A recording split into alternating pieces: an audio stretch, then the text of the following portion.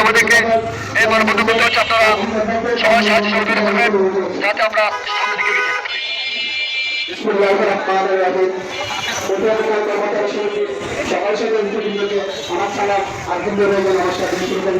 আজকের আমরা পদযাত্রার মধ্যে আমরা বেশি খুশি হচ্ছি যে আমরা সকলের পথের জন্য পেয়েছি। আজকে এই মানববন্ধন কখন সফল হবে যখন আমরা সকলে একত্রিত ভাবে সম্মিলিত ভাবে বা উত্তেজিত ভাবে আমরা সবার সাথে এখন আমরা এক হাতে হাত ধরে একে অপরকে ছেড়ে দাঁড়িয়ে যে কোনো কর্মসূচিতে অংশগ্রহণ করবো। ইনশাল্লাহ পৃথিবীর এমন বাপের ছেলে মানবে আমরা যদি একত্রিত হতে থাকি আমাদের হাত থেকে বঞ্চিত করবো। আমরা আমাদের ন্যায্য হকের জন্য ব্যবসায়ী প্রাণ কেন্দ্র দীর্ঘদিন থেকে আমরা আমাদের এই আন্দোলন সংগ্রাম সাথে একটি বন্ধের বিষয়ে চলমান রেখেছিলাম। অত্যন্ত সুনামের সাথে যে ব্যবসা প্রতিষ্ঠান আমরা কর্মচারীরা পরিচালনা করে আসছিলাম। যখন থেকে আমরা আমাদের নীতিনৈতিকতা অধিকার সাপ্তাহিক একটি বন্ধের বিষয়ে বিভিন্ন মার্কেট সমিতি এবং বণিক সমিতি প্রত্যেকটা সমিতির পক্ষ থেকে আবেদন জানাইছিলাম। অত্যন্ত দুঃখের বিষয়, ওনারা অত্যন্ত কুৎসিত এবং বিকৃত মন মানবীয়তার পরিচয় দিয়েছেন। এটা আমাদের গণতান্ত্রিক অধিকার, আমাদের ন্যায্য অধিকার এবং আমার মানবিক অধিকার। আমরা যখন আমাদের অধিকারের জন্য আমাদের দাবিতে উত্থাপন করেছিলাম, ওনারা আমাদের সাথে আন্তরিকতা এবং সুসম্পর্ক বজায় রাখার মন মানবীয়তা থেকে দূরে সরে গিয়ে ওনারা বিকৃত মনের পরিচয় দিয়েছেন। আমি পটিয়ার সকল কর্মচারী এবং ব্যবসা প্রতিষ্ঠানের মালিকদের উদ্দেশ্যে বলতে চাই, পটিয়াতে যখন একটা রেল স্টেশন আছে ওখানে ট্রেন এসে দাঁড়াবে, আমরা কর্মচারীরা বা আমরা সাধারণ জনগণ টিকিটের জন্য রেল স্টেশনে যাব। ঠিক তেমনি আমাদের পটিয়া একটা বণিক সমিতি প্রতিষ্ঠিত হয়েছিল দীর্ঘদিন থেকে। দীর্ঘদিন পটিয়া বণিক সমিতি বিলুপ্তর পথে ছিল।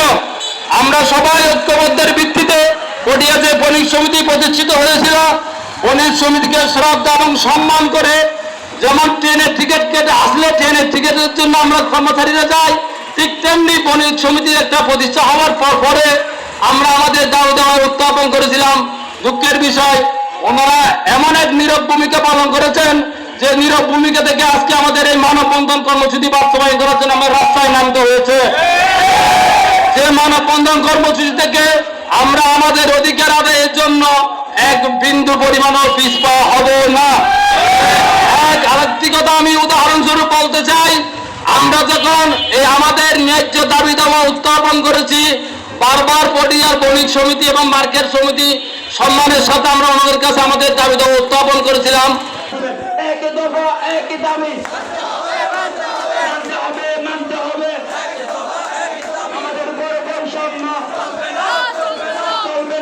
আমাদের ঘরে বৈষম্য আর লেগেছে রে লেগেছে আগুন লেগেছে আগুন লেগেছে লেগেছে রে লেগেছে রক্তে আগুন লেগেছে রক্তে আগুন লেগেছে লেগেছে রে লেগেছে আমার সোনার বাংলায় বৈষম্যের ঠাঁই নাই বৈষম্যের ঠাঁই নাই আমার সোনার বাংলায় আমার সোনার বাংলায় বৈষম্যের ঠাঁই নাই বৈষম্যের ঠাঁই নাই আমার সোনার বাংলায় কেউ বুকে কেউ ভুলে তা হবে না তা হবে